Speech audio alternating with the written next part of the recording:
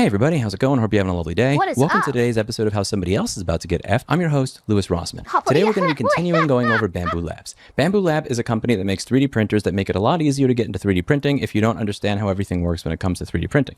And one of the things they did a year and a half ago... That's the reason why Mama Oko has the Bambu Labs 3D printer. Like, one, I think they got it for free or for very cheap, and so obviously you're gonna go with that. But two, it was supposed to be an introductory machine. So the fact of the matter is, this introductory machine utilized and relied on code that was open source. Now, for those who don't know, if you build your product based on open source code, and then you try to DMCA or otherwise control the rights to that code that you've based it on, you have violated the law. You violated what's known as the usage agreement of that open source code. Many companies have gotten in trouble with this before. So, is that vegan gains? What the fuck is a vegan gain?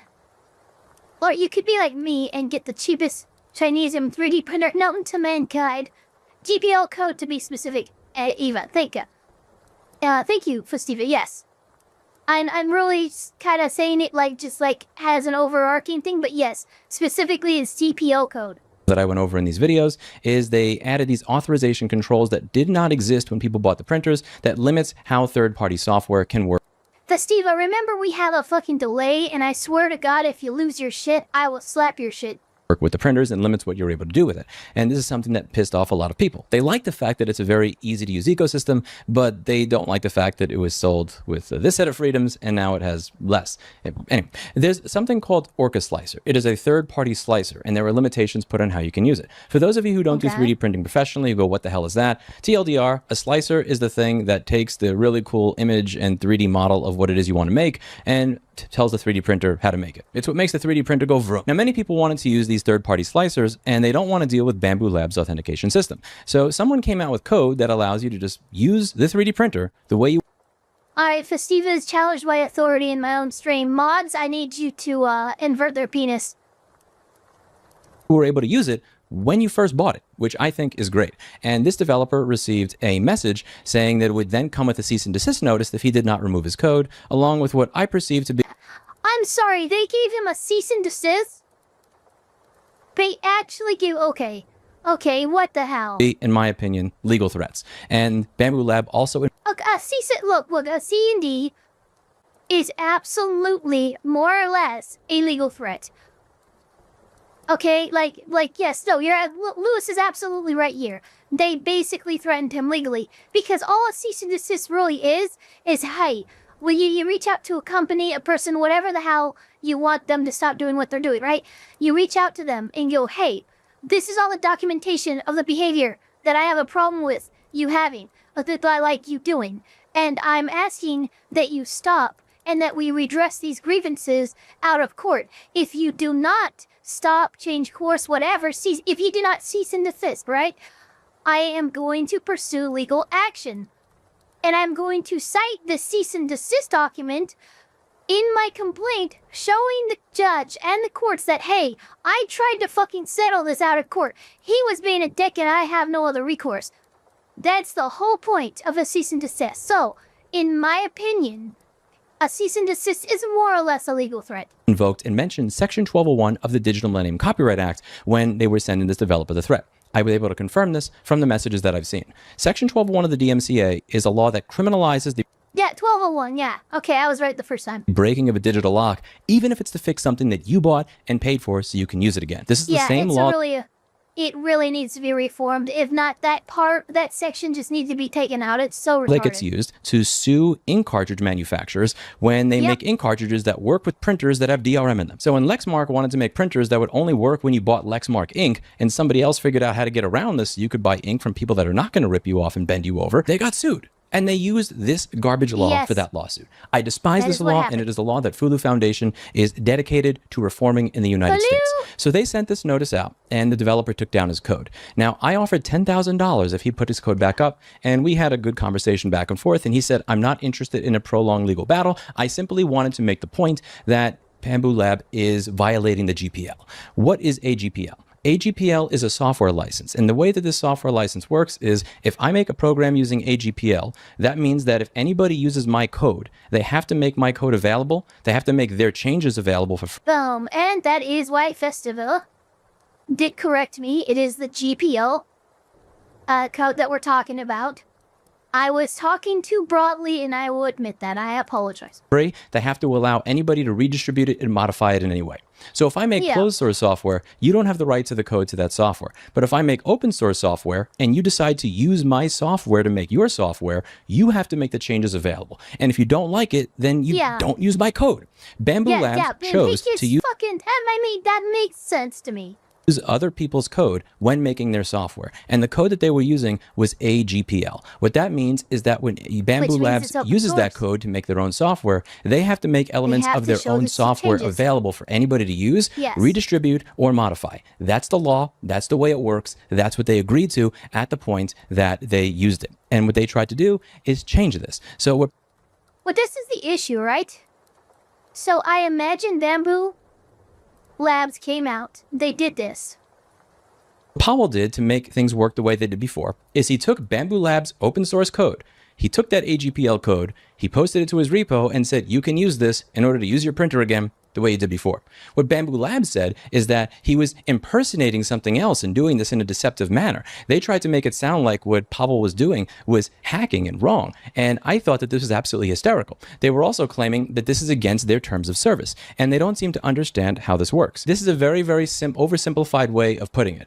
But when you use a web browser like Edge or Chrome or Safari or Firefox, there are websites that will be able to tell which web browser you are using because the web browser reports something called a user agent. That's kind of like its name. It's kind of like the make and model of a car. So when you use Safari, it will report Safari version this or Chrome version 50. That's the way it works. And Bambu's software is the same. So when he created his fork of this software so that you could use your printer the way you did before, he left in Bambu's own AGPL code that said the name of the software and the version of the software. He never even modified this part of the software. He literally reused Bambu's own AGPL code. So you even left the licensing information inside the code.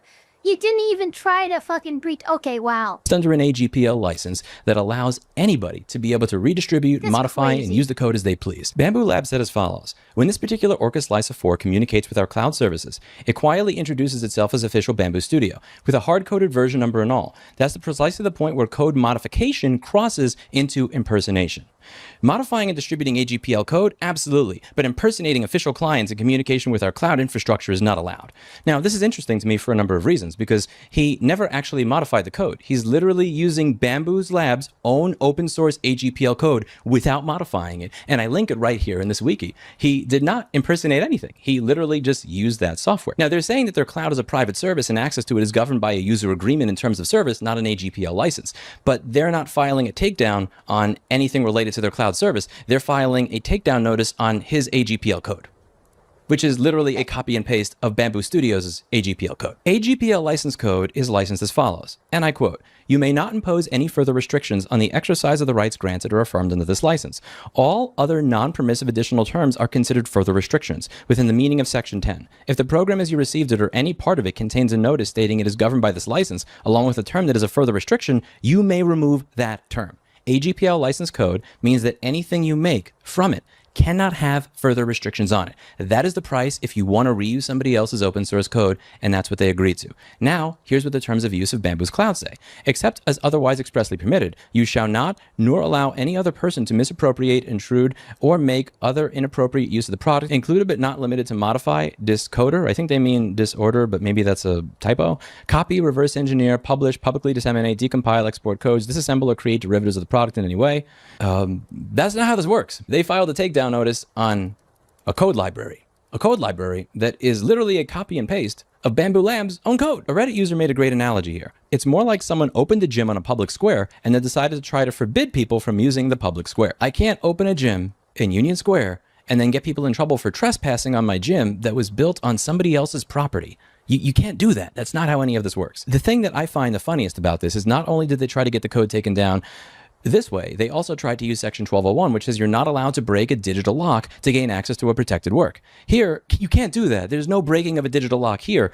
There's not even a digital lock. It's literally he literally took your own software and then your cloud service just accepted it. If you want to sue somebody, you can sue yourself. But I'm going to give you a great opportunity here because you think that Section 1201 actually applies here. Section 1201 does come with a maximum penalty of up to 3 to 5 years in federal prison. And I understand why somebody else would not want to deal with that.